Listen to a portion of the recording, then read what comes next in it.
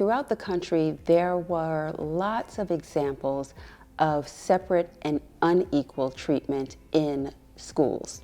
In Kansas, there were cases about school, segregation and integration going back to the 1800s. Mm-hmm. So what the NAACP really did in the 40s, going into the 50s, was say, we're not going to fight anymore for separate and equal, because we had that pretty much in Topeka. If you go to the museum, to the Brown v. Board Museum, you can see that there are these models of each of the schools. The schools were made or built by the same architect. These were both fine schools, but they were separate by race.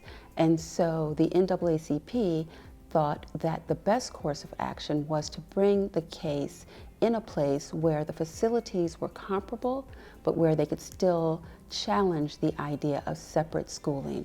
And the thought is that separation could never be equal, even if the facilities themselves were equal. Brown versus Board of Education in Topeka, Kansas was one of multiple cases involved with this. And the decision created a lot of tumultuous times in the country. It was breaking down states that had laws that legally separated students based on color. That wasn't every state, that was a good chunk of states. And 5 of the states that were involved that had rules like that, their laws were challenged and overturned. And then all of the states that had laws like that had to change their practices. So I sent an email to Dean Ginsburg and didn't know him, didn't have any real contact with KU before this.